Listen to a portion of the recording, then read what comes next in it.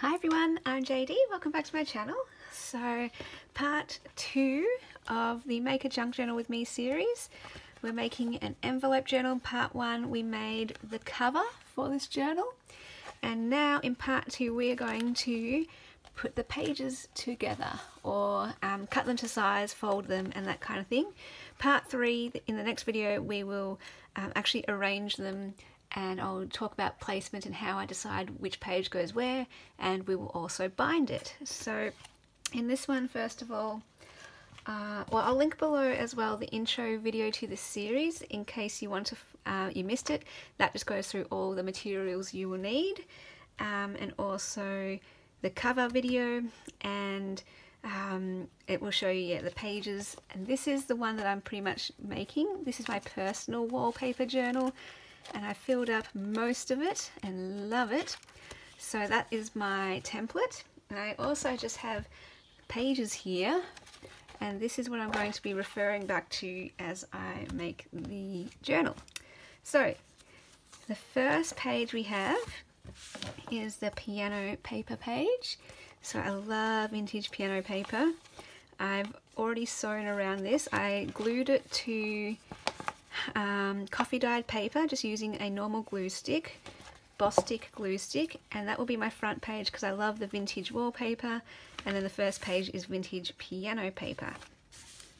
Alright, so that's the first one there. But yeah, like I say with all of this, if you don't have the same materials, just use whatever pages you want.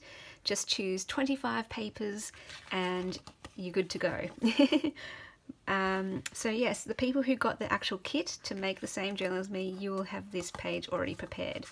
So that one's nice and easy. That one just slips in there. So what we got next, we've got our coloured paper. And these are all papers, since I was making a personal journal, these are all papers that I like. So lots of blue. This is blue is my favourite colour. And lots of blank pages because I love my journals blank, and also some book pages and botanical pages, so they represent two other things I love as well. So because this is a very big envelope, a lot of the pages you're going to be able to just fold straight in half. There's not going to be a lot of cutting and measuring, which is nice. So then we have this paper here.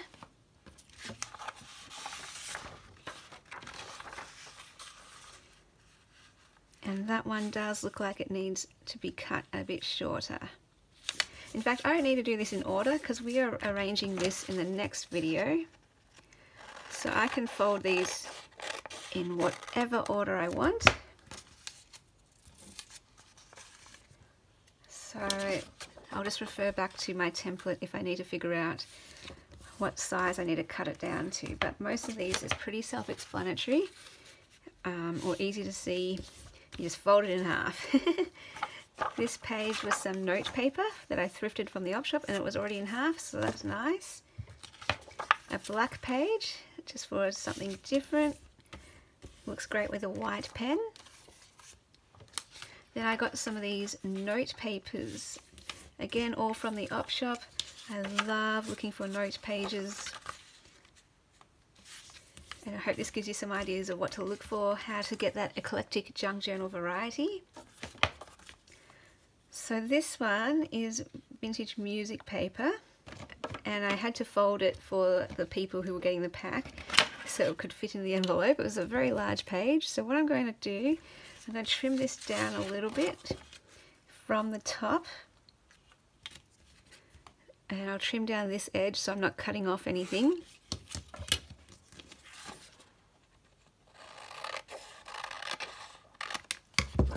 That's good. Again, this one I had already folded because it was too big for the envelope.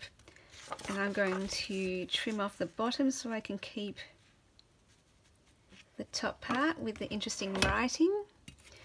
Or maybe I don't want the writing, I want it at the bottom actually, so I've got as much journaling space as possible without those words at the top. And yeah, all I do is when I fold it, I line it up to the middle of the spine. So that way I know if we've got a big enough gap out the side, and then I can just measure at the top or the bottom and then trim it to size. Sorry if this tutorial is all over the place. I made this journal originally ages and ages ago, so it's been a while since I put it together and my memory isn't all too good at what I'm doing, so I'm sorry if this doesn't feel like a very smooth series. Even like today was a case in point. As I was looking to do this video, I forgot where I put my packs of papers and I was looking everywhere. Finally I found it underneath a pile of stuff, so I was having a bit of a mild panic, like, oh no, where is it? So yeah, that's also why it's just been step by step. Each stage has come very far apart from each other. So I filmed the cover tutorial ages ago now, ages and ages ago. I've just been waiting for the people who bought one of the packs to receive it, and I said that I wouldn't start this series until they received their packs. So those people who have the packs, I hope you're easily following along. It's just a matter of pretty much most of them you just fold in half, and some of them you just need to trim down at the top as well. I love this paper. Oh, it's not really paper, is it? It's the a stamp collector's book, and in between the pages there was this to protect the stamps, so I love it. If I can find this again, I'll definitely get it. Not sure what it's called, but it's so lovely. We've got a bit of vellum or tracing paper.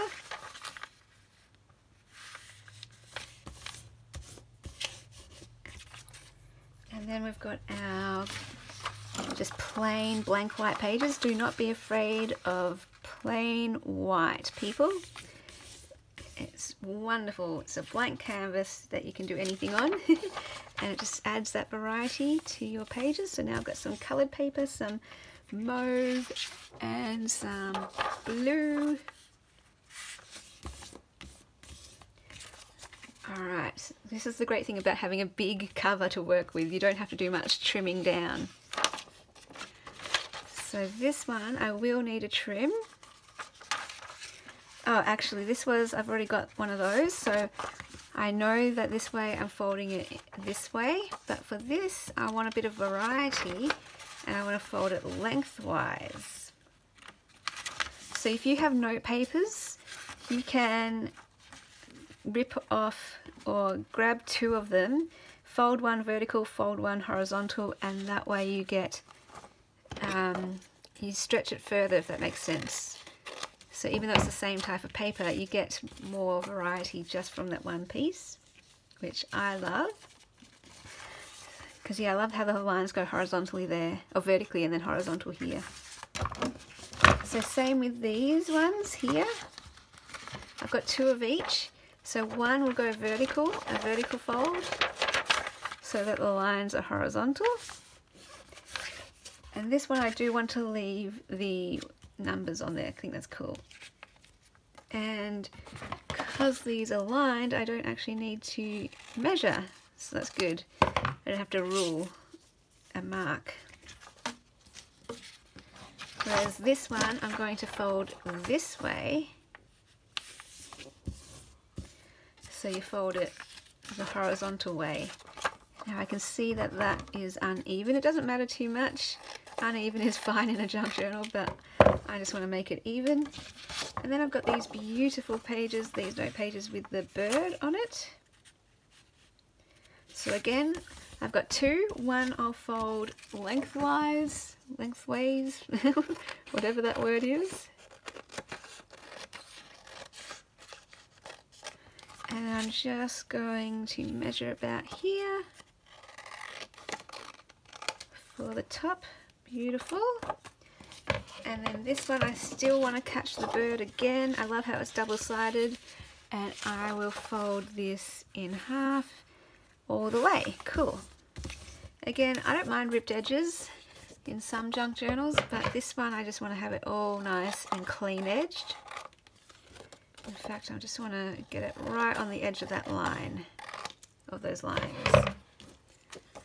Alright, so that quick and easy, it didn't take long at all. Once you grab your 25 pages, you now have them all folded and measured to fit your journal cover. And there you go, that is all there is to it. Hope that was helpful. I mean, I'm not sure how helpful that was, but I want to help the total beginner. See here, I can see I didn't do this right. I actually wanted one of these to be vertical, like that.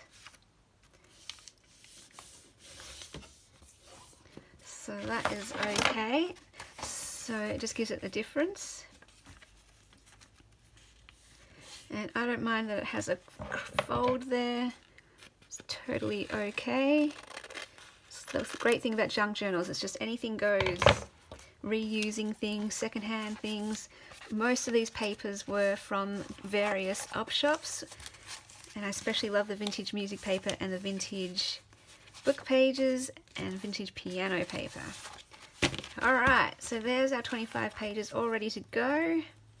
Hope that was helpful. If you have any questions, just let me know in the comments. I'm happy to help, more than happy to help.